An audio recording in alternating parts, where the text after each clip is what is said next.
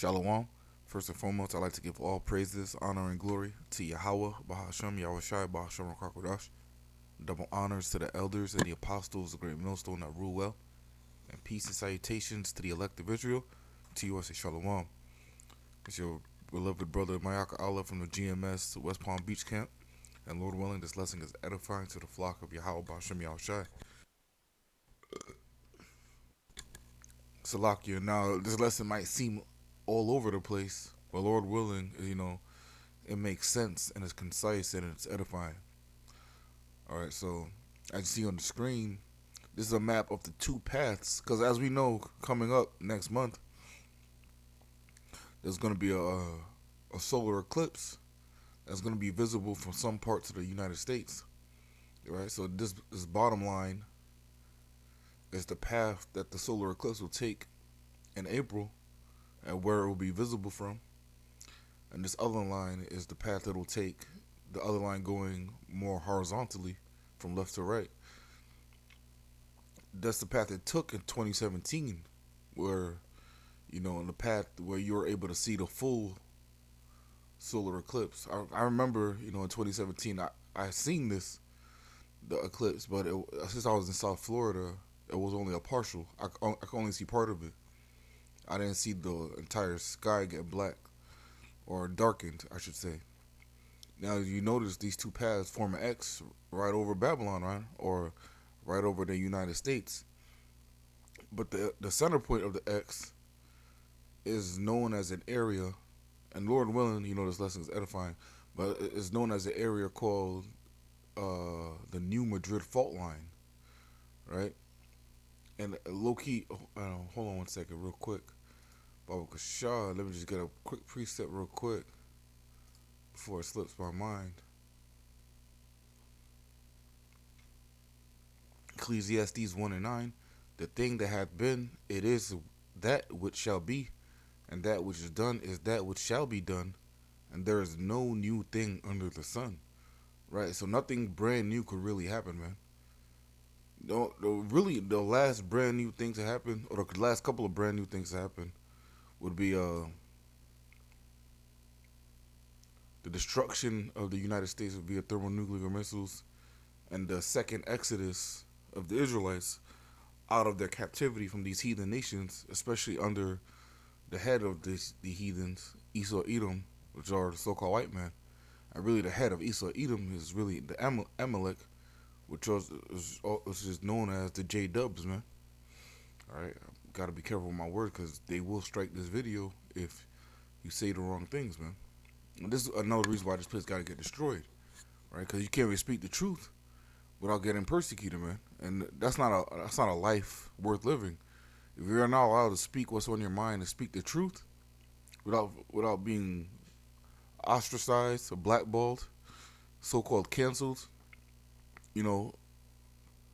then it's not a life worth living. A life being censored is no life at all, man.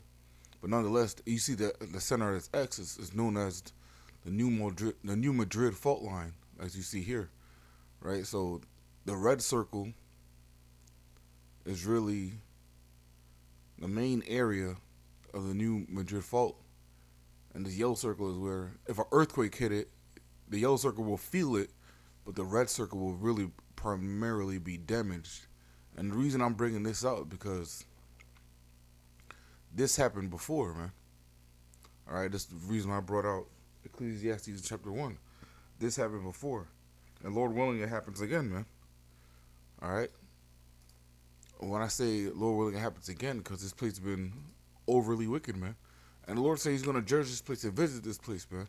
And Lord willing, this be that year where we start to see shit pop off, because through the spirit, the apostles, the elders of Great Millstone deemed this year the hopeful year of Jacob's trouble, man. And Lord willing, this is the hopeful year of Jacob's trouble, man. Because we understand that after Jacob's trouble, and after Esau Edom, the so-called white man's rulership, we're up next. Alright? We talking about the Israelites, you so-called blacks, Hispanics, and Native Americans, that make up the majority of the 12 tribes of Israel, man. It is not those imposters claiming to be J-ish, right? Those are imposters, man. Second Ezra 6 and 8. Second Ezra 6 and 7. Then answered I and said, what shall be the parting asunder of the times, or when shall be the end of the first, and the beginning of it that followeth? All right, so really, what's going to be the end of the times, the end of an era, the end of an age, the end of a rulership, and then what's going to be the beginning of the next rulership that follows it? Because the rulership of the Israelites, the rulership of Yahushai, which whom the world ignorantly calls Jesus, right? The rulership of Yahushai is going to last for eternity, man. The Lord is going to rule on earth forever, right? And He will never lose His power seat. He will never be usurped. He will never be voted out of office. None of that, man. This is about to be a one world government, one heavenly world government, man. All right, because this order that's coming to this planet Earth is ordained by the Heavenly Father, but He's going to use His only begotten Son, Yahushai, and His elect, you know, to maintain the order of this place, man. Lord willing, we're part of that number, right? Because we see what happens when the wicked are in rule, man. We see it, man. We see it every day, man. We see everybody crying out, groaning out, man. We see even creation groaning out because wicked people are in rulership, man. Proverbs 29 and 2, when the righteous are in authority, the people rejoice, right? And when Yahushua is in authority, everybody's going to rejoice, man. Now, of course, they're not going to rejoice as hard as the elect or as gleeful as the elect, right? Even among Israel, you know, you're going to have levels of basically shame and humility, man. Because 2/3 of our people have to be destroyed. And in the kingdom, they will be reborn, but they're going to have to live with everlasting shame and contempt, man. But they're still going to be at peace and at rest, man. They're not going to be oppressed, right? Proverbs 29 and 2, when the righteous are in authority, the people rejoice. But when the wicked beareth rule, the people mourn, right? And everybody's mourning now because the wicked are in rulership, man. That's all you hear people talk about. Oh, I can't afford anything, inflation, can't find jobs, can't find work, can't find good paying jobs, migrants, you know, foreign economic policies where you have so-called American citizens suffering in the United States, but you're sending billions of dollars to other nations, man. Right? And you're not helping the people at home, man. The Lord said He hates, you know, or it's a bad thing when a man of war suffers poverty. And a lot of so-called military veterans, you know, they're strung out. They're down and out. They're depressed. They're addicted to drugs. They're homeless. They're struggling. They're dealing with PTSD, right? This is how Esau Edom in the United States repays its own citizens, man. All right? So the Lord has to visit this place because the people are mourning, right? And it's not just Jake mourning. It's all of creation is mourning, man. All of creation is groaning, man, because the wicked are in rulership, man. All right, let me go back to 2nd Ezra 8. Salakia, 2nd Ezra 6. Oh, did I finish it? Oh, Salakia, I didn't finish it. 2nd Ezra 6 and 8. And he said unto me, from Abraham unto Isaac, when Jacob and Esau were born of him, all right, Jacob being Israel, whose name was changed after the wrestling with the angel, Jacob being Israel, and Israel being you so-called black, Hispanics, and Native Americans. Now, of course, your skin color does determine your lineage or your nationality. So there are Israelites that look like other nations, that look like so-called white people, that look like so-called Chinese people, look like so-called Hindus, but they are actually Israelites, man. So this is a skin color thing, all right? This is really a national thing, a nationality thing, a genealogy thing, man, based on the seed of the man, of the father, man. 2nd Ezra 6 and 8, and he said unto me, from Abraham unto Isaac, when Jacob and Esau were born of him, Jacob's hand held first the heel of Esau, being a prophetic sign, man. How Jacob was going to basically rip Esau out of the power seat, man. Starting with Yahushua, man. Verse 9, for Esau is the end of the world, and Jacob is the beginning of it that followeth. Right, so you see people talk about how, oh, maybe the so-called Indians are up next because there's over 1 billion of them, or the Chinese or the Russians or Ham or the Africans, so-called Africans, or which are the Hamites according to the Bible, because we are not the same people. So when you see a so-called black man calling himself African American, he's just been stripped of his identity and culture and heritage, so he identifies with the closest looking thing to him. Even though Jake don't look like Hamites, man. Sometimes they do, sometimes we do, but it's a huge difference between a Jake and a Hamite, man. A huge difference. But Esau, the so-called white man, is the end of the world. So the end of the world will be at the time that Esau, the so-called white man, is in rulership, man. And this time is now. We're in the end of the world, man. End of the world being an end of a period of time, man. Because the world's gonna abide forever.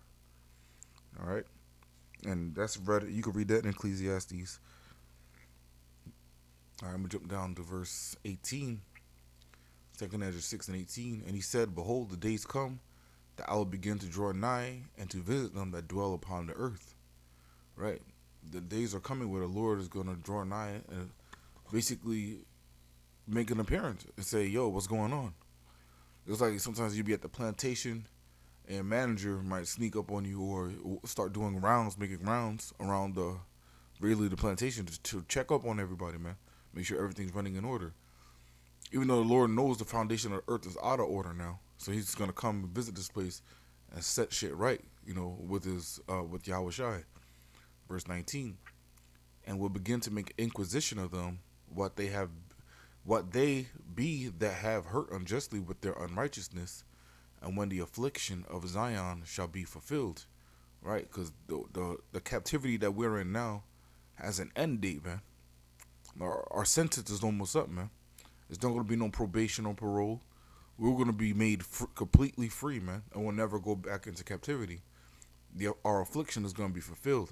That's it, man. All right, this is our seventh and last captivity, man. And Lord willing, this X is a sign of that, man. All right, this X, because Babylon's going to be X'd out. The United States of America is going to be X'd out. The Lord is going to destroy this place with 200 million thermonuclear missiles, man. And that's thus saith the Lord, man. It's going to be so bad that it's going to be uninhabitable by humans. And only desert animals are going to be able to live there, right? Because there's going to be no roads, no structures, no foundations, no way to travel, no place to, build a foundation to build anything. No trees, plant, and oases. Nah, it's going to be none of that, man. It's going to be a huge desert where only desert animals are going to live there, man. The satyrs and the owls, All right. 2 Ezra chapter 6 and verse 20. And when the world that shall begin to vanish away shall be finished, then will I show these tokens. The book shall be opened before the firmament, and they shall see altogether, right? And we're witnessing that now, man. Me, or us, brothers, across the four corners of the earth, being able to record lessons on the internet and upload them so the world could see them and be uploaded via these satellites, man. So it's open before the firmament, man. All right? And everybody is able to see together, man. It's like the destruction. Everybody's going to see the destruction of Babylon, man. All right? Because talk about people standing afar off are going to basically groan and wail because of that, man. Because the destruction of America is going to be great, man. It's biblical. It's gonna be so bad that the Lord had to warn people about it thousands of years before it happened, man. That's how bad it's gonna be. But even with that much of a warning, people still don't listen, man. If somebody would have told you, 50 years ago, if you were alive then, if you and you were able to live up till now, somebody would have told you 50 years ago, hey, there's something coming out in about 40 years called Bitcoin. You need to buy as much of that as soon as you can, man. And it will make you rich beyond your wildest imaginations. People will hop on that. People will mark their calendars, wait count down the days. Oh man, remember Bitcoin's about to come out. We gotta save. For 50 years, they'll probably save every penny so they could buy it, so they could buy Bitcoins when it's at a low price, just so they could have it all, man. Because that's what people would do. I mean, that's what people would do if they understood the reward they had from receiving a premonition, a forewarning, man. I mean, premonition is not the right word, Slovakia. But, the Lord warns us thousands of years before. The Lord declared the end from the beginning, and the majority of people still don't take heed, man. But the elect will understand and take heed, man. The elect will get their act right because they fear the Lord, man. Because they understand that the Lord is known by his judgments, man. The Lord is about to make his name known, man. He's about to reintroduce himself, man. Let me go to Exodus real quick.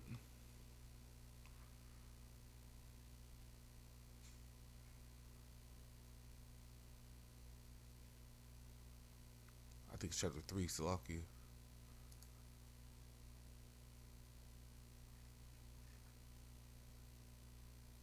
Exodus 3, and I'll start at 13. Exodus 3 and 13. And Moses said unto the Most High, Behold, when I come unto the children of Israel, and shall say unto them, The power of your fathers hath sent me unto you, and they say to me, What is his name?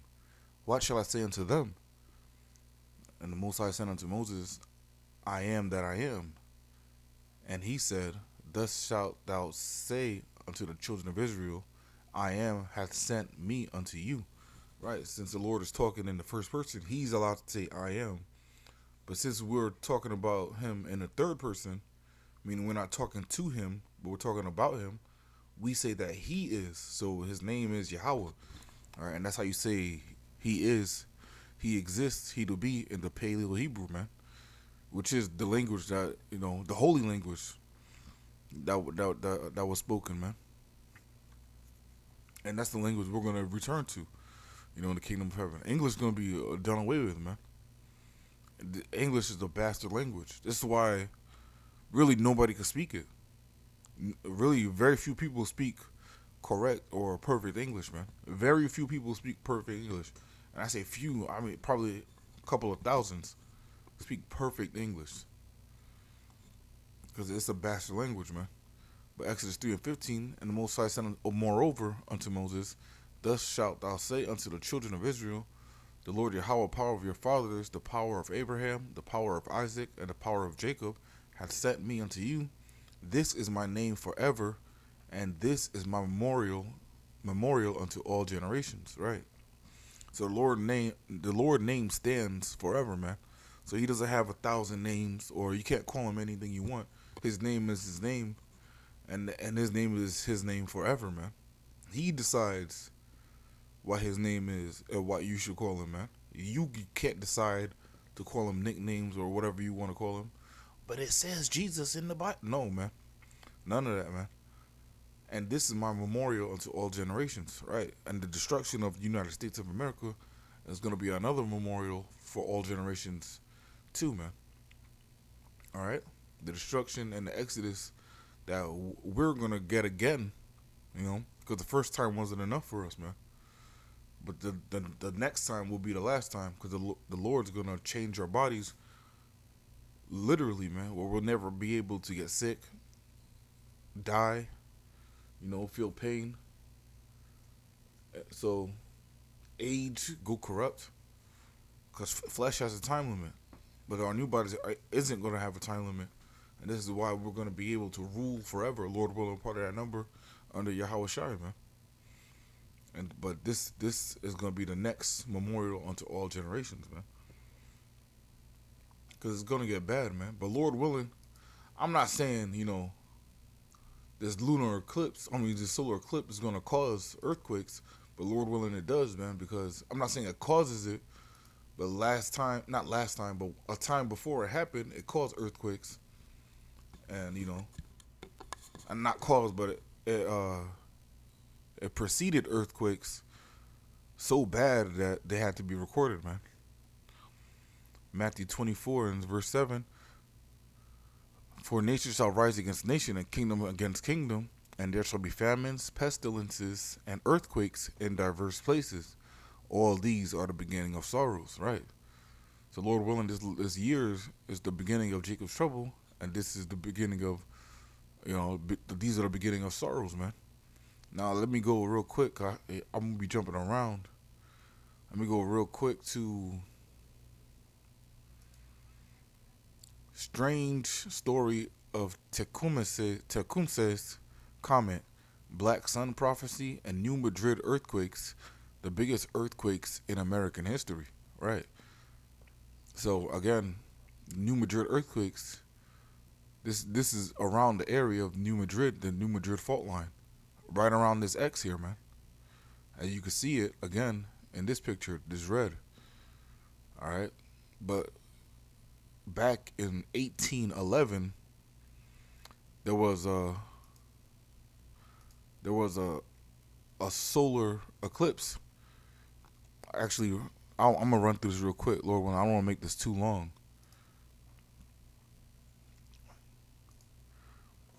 In 1811, a bright comet, 1811, a great bright comet appeared in the skies. It was visible to the naked eye for around 260 days. In the USA, the comet was named Tecumseh's comet, and the Europeans called it Napoleon's comet. Right, so all around the world, a bright green comet was seen, and some people on the Western Hemisphere call it Tecumseh's comet, which is a so-called Native American. And people on the Eastern Hemisphere called it Napoleon's comet. The last time the comet was witnessed was during the reign of Egyptian Pharaoh Ramses II, 3,065 years before. The arrival of Tecumseh's comet was followed by the New Madrid earthquakes, the biggest earthquakes in American history, events that are linked to the Black Sun prophecy. Now, allegedly, according to so-called Native Americans, a black sun signified war, right? So, Lord willing, again, this black sun that's coming, this solar eclipse, signifies, World War III. Because again, in Matthew 24, you shall see Salaki, for nation shall rise against nation, and kingdom against kingdom. All right, that's wars, man. And let me go back to this real quick. Now, in 1811, there was a comet, and then it was seen throughout most of the year, and then 1811, in September 1811, there was a solar eclipse. And after the solar eclipse happened, over 2,000 earthquakes started to happen, man. All right, from December 16, 1811 through March 12, 1812, there were over 2,000 earthquakes in central Midwest, and between 6 and 10,000 earthquakes in Boot Heel of Missouri, where New Madrid is located near the junction of Ohio and Mississippi rivers. Right, so I believe that's the Mississippi right here. Oh no, Slaka, this might be it. At the junction of the Ohio and Mississippi rivers. Right, so right around here again. So over thousands of earthquakes happened here in these areas, man. Thousands. Again, Matthew 24, earthquakes in diverse places, man. In different places. Right? And this happened before. All right? This is the point, really. In the known world history of the world, no other earthquakes have lasted so long and resulted in so much damage as the New Madrid earthquakes. Tecumseh's comet and the prophecy of the Black Sun. Tecumseh was an important Native American mystic, warrior, military leader of the Shawnee. He is today remembered as a great hero who fought for freedom. His name ominously meant shooting star, or he who walks across the sky. All right? Again, we at Great Millstone often talk about something called an omen nomen, where, that goes into name prediction. Or if you translate it from Latin, it means the name is a sign or true to its name, meaning that you will play out in your lifetime a role which your name could be linked to, man. So this guy's name literally meant shooting star. And he has a comet named after him because a comet that only appears every 3,000 years appeared, which could have been a chariot too, man. really can't believe Esau, but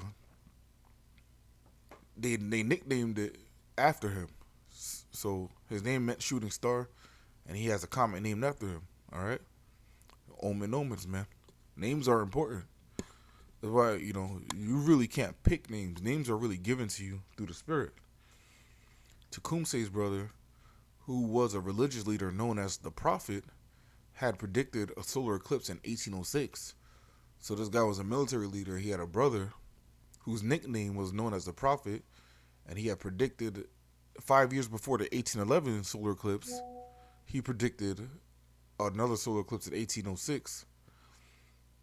All right. Well, when you read articles about him, it says that he got the information from either a farmer's almanac, because solar eclipses are predictable. This is how we know one is coming up. Eclipses are predictable because the path of the moon never changes, man. All right, the Lord set the lights of the firmament in perfect order, man. But yeah, so they say either he had a farmer's almanac or he was visited by a group of astronomers. Really, really, he could have. It's possible, through the spirit, he could have been visited by the Lord in a dream, or even you know, because why else would he be known have a nickname as a prophet? He could have been a false prophet, uh, uh, acting like he had prophecies, but you never know, man. William Henry Harrison, the governor of Indiana, was worried the prophet was becoming too popular and challenged him to produce a miracle. The prophet announced another solar eclipse occur, and so it did on September 17th, 1811. All right. So now, in September 1811, after that, let me read this real quick. It should be added that the prophet had been in contact with astronomers who had told him the solar eclipse would take place that year. All right. But yeah, it will take place that year. But after the governor of Indiana asks for another prophecy, man. All right, what are the odds, man? A black sun was said by the Indians to predict war, and the war was launched by Governor Harrison in November. Right. The black sun predicted war, but the war was launched by the enemy. It's not like they started the war. The war was launched by Esau Edom. All right. So, Lord willing, again, this so-called black sun that's coming up, the solar eclipse, predicts another war. A World War III is felt on the shores and the foundation of the United States, man. In this year, man, wars with the Indians and the British would rage until 1813. After the day of the Black Sun, Tecumseh and his brother, the prophet, attracted even more followers. All right. The biggest earthquakes in American history. The first earthquake was a magnitude 7.7 on the Richter scale, but some have suggested it was much higher. 6 hours later, a second quake of equal force hit the same area again. These were no ordinary earthquakes. Sounds of distant thunder and loud explosions accompanied the earthquakes, and the epicenter was probably located a little distance from present-day New Madrid. Right. So, if you go to, let me go to. This is the county of Jackson, Missouri. Their government website, and it shows you again the earthquake or the New Madrid fault line map again. It says earthquake threat. In the United States, most people erroneously believe that earthquakes are a strictly West Coast phenomenon. Did you know that a quake might devastate St. Louis and severely rattle the greater Kansas City area is a real possibility? Right. A major quake happens every 200 to 300 years. Right, and the last one happened in 1811. And that's not way over, but that's over 200 years. So one is due now, man. And Lord willing, this is the year, because a lot of things can happen. A major earthquake like this, it'll mess up the supply chain. It'll cause disruption in the economy, which would cause war or could cause war. Right? A lot of things could happen, man. Power could be taken out. Because what if power substations get damaged, man? Cause I did a lesson before. Now, really, you only have to damage 9 of them to take out the power of in Babylon for, over 6 months, man. The United States could be without power for over 6 months. And it could be because of a terrorist attack. It could be because of self sabotage. It could be because of natural disasters, man. So many things are possible, man. So many things could set off, you know, everything, man. This is why you really got to keep watch on everything, man. A major earthquake is classified as registering 7.5 or higher on the Richter scale. Strikes New Madrid seismic zone about every 200 to 300 years. The last major earthquakes to rock the region occurred in 1811 and 1812 during a 5-month stretch. More than 2,000 tremors were noted, 5 of which were estimated to top 8.0 on the Richter scale, and 18 shockwaves reached the eastern seaboard, some with enough force to cause church bells to ring. So, all right, so those buildings are shaking, man. Now you got to think about this is back in 1811. There's a lot more, high-rise buildings and things of that nature now. So are they able to handle a 8.0 magnitude, man? If 8.0 magnitude earthquakes hit in the same area, you know, if they talk about the earthquake in Haiti back in 2011, I believe, Salaki, that year always slips my mind. But that was only like a 6.7, all right? That wasn't even a 7.0, maybe a 6.4 Richter scale, man. And look how much damage that caused. So imagine an 8.0 and 5 of them, man, in one area.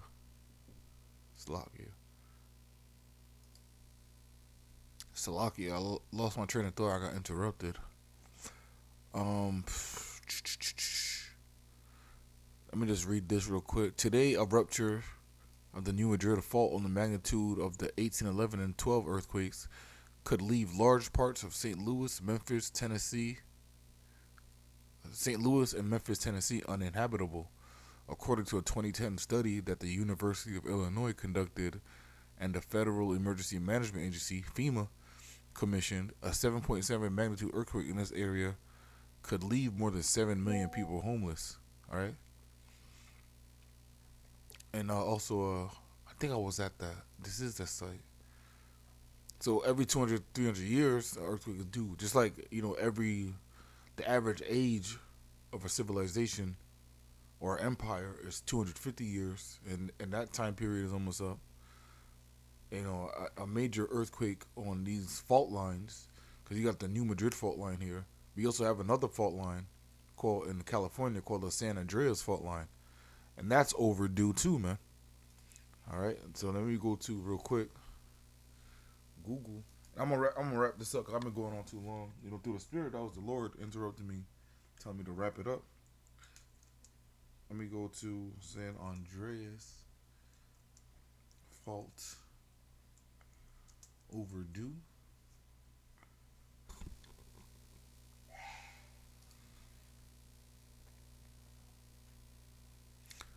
The fault is continually stressed, accumulating some 2 centimeters of slip deficient annually. The southern portion of the fault historically releases this energy in powerful ruptures every 180 years, give or take 40 years. All right, so 180 years or up to 220 years or as little as 140 years.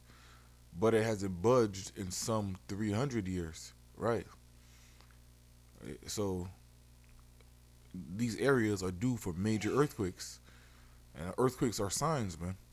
All right? Earthquakes are signs. And if we go to, stay in 2nd Esdras, or go back to 2nd Esdras, and go to chapter 9, 9 and 1, he answered me then and said, measure thou the time diligently in itself, and when thou seest part of the signs past, which I have told thee before, then shalt thou understand that it is the very same time wherein the highest will begin to visit the world which he made, right? An inquisition about to be made. Just like he said in 2nd Ezra 6, the Lord about to visit this place, all right, and put everybody on trial, man. The Lord is about to plead, right, which means to judge, man. The Lord is about to plead this place, man. Plead everybody. The Lord is about to judge everybody, man, including the elect. But the elect are going to be found righteous, man. Because who shall lay any claim to the elect? Who shall lay any charge to the elect, man? All right. But at the same time, we're not perfect. Lord won't part of that number. But the elect's not perfect. But the Lord's gonna deem us good enough to obtain His mercy, man. While the rest of the place is gonna get judged, man. Verse 3: Therefore, when there shall be seen earthquakes and uproars of the people in the world, right? When there shall be seen earthquakes and uproars of people, man. So imagine this, man. Imagine you see this solar eclipse happen. Then you have something happen, and the solar eclipse happened in 2024, and then you see something happen around election time, 2024, November 2024, that causes chaos. People start panicking, and at the same time, people start panicking and rioting, uproaring. At the same time, earthquakes happen, major earthquakes, talking about 8.0 on the Richter scale, happening on the west and east coast of the United States, man. That'll cause all hell to break loose, man. Chaos, martial law, right? It'll give also enemies standing afar off, witnessing what's going on in the United States, and say, all right, now's the time to strike, man. Now's the time to attack. It's the perfect storm, man. And Lord willing, this is a sign that, when I say this, I'm talking about the solar eclipse, that this is a sign that the Lord's about to touch this place, man, this year. All right? Verse 4, then shalt thou well understand that the Most High spake of those things from the days that were before thee, even from the beginning, right? Because, again, it's going to be so bad that the Lord had to warn people since the beginning of time about how bad He's about to do this place, man. For like as all that is made in the world have the beginning and an end, and the end is manifest, right? It's easy to see that we're at the end, man. Manifest meaning easily perceivable, right? Easily to be seen that this is the end, man. Verse 6, even so the times also of the highest have plain beginnings, and it's like a plain beginnings and wonder and powerful works, and endings in effects and signs, man. So Lord willing, this is a sign, man. This is a sign. And again, not again, but, a lot of there's 7 cities called Nineveh that this 2024, the path of the 2024 solar eclipse is going to go through, man. And Nineveh was destroyed. The Lord told Jonah to prophesy against Nineveh, just like the Lord told us to set our face against Mount Seir, man, to prophesy against Esau, Edom, and the United States, man. All right? The prophets that have been before thee and prophets of old have prophesied against great kingdoms, man. So again, there's nothing new under the sun. So Lord willing, we're part of that number. We're prophesying against the great kingdom again. That great kingdom being the United States, man. And Esau, Edom's rule, man. All right, let me get one more. I'm going to wrap it up because this lesson's going on longer than I anticipated. I tried to keep this one under 25, but, it's all through the Spirit. Genesis chapter 1 and verse 14, and the Most High said, and the power said, let there be lights in the firmament of the heaven to divide the day from the night, and let them be for signs and for seasons and for days and for years. Right? Lights in the firmament meaning the sun, the moon, the stars, shit, even comets, chariots. Those are lights in the firmament that could be used as signs, man, to understand what time we're in, man. And Lord willing, we're in the Inquisition, man. There's a time period, or there's a historical event called the Great Inquisition. Lord willing, this is the greatest Inquisition that's about to be made, when the Lord puts everybody on trial, man. All right, starting with, I should say, the house of Israel, you so-called blacks, Hispanics, and Native American. All right, judgment must first begin with us, man. All right, so it's not like, it's just Esau getting all the judgment. No, 2/3 of our people got to get judged too, man. Genesis 1 and 15, and let them be for lights in the firmament of heaven to give light upon the earth, and it was so. And the powers made 2 great lights, the greater light to rule the day, and the lesser light to rule the night, the sun and the moon. He made the stars also, right? And he made these lights not only to tell what time it is, right? Not only, dividing years, days, hours, weeks, and months and stuff like that, but to tell what time it is through the Spirit, man. That's why Jeremiah chapter 10 says, So let me just go to it real quick. Jeremiah chapter 10 and verse 1. Hear ye the word of Hear ye the word which the Lord Yahweh speaketh unto you, O house of Israel. He's talking to you Israelites, man. Now you starting to see a lot of Amalekites and a lot of wacky tacky Christians talking about we gotta protect Israel, meaning the Israelis, because the Lord blessed them in the Bible, man. But the Israel that the Lord is talking about in the Bible is the house of Israelites, man, not Israelis, man. All right, because those are Edomites for the most part. All right, verse 2. Thus saith the Lord Yahweh, learn not the way of the heathen, and be not dismayed at the signs of heaven, for the heathen are dismayed at them. All right, the signs of heaven, meaning, because some people see solar eclipse, lunar eclipses, and bug the fuck out. Right, just like I'm not saying the Native Americans bugged out, but what did they say? When they probably did, because what did they say? The black sun, a solar eclipse, is a prophecy or sign for war. So they probably started panicking, man. All right, and Lord willing, this black sun coming up is a prophecy, a sign for war, man. That's a sign of heaven, man. All right, back to Genesis chapter 1:17. And the power set them in the firmament of the heaven to give light upon the earth, and to rule over the day and over the night, and to divide the light from the darkness. And the power saw that it was good, man. Right, and that's really the point on that, man. At these, hopefully, Lord willing, to summarize everything, that this solar eclipse is a sign, and which is followed by massive earthquakes, war, rumors of war, pestilences, all out chaos, man, famines. And Lord willing, all this happens, in the year 2024, and this is the hopeful year of Jacob's trouble, man. But Lord willing, this lesson was edifying. Again, I'm gonna give all praises, honor, and glory to Yahweh, Bahashem, Yahweh Shai, Bahashem Rakakwadash. Double honors to the elders and the apostles, the great millstone that rule well. And peace and salutations to the elect of Israel. Until next time, I'm going to say Shalom and Abad Babal.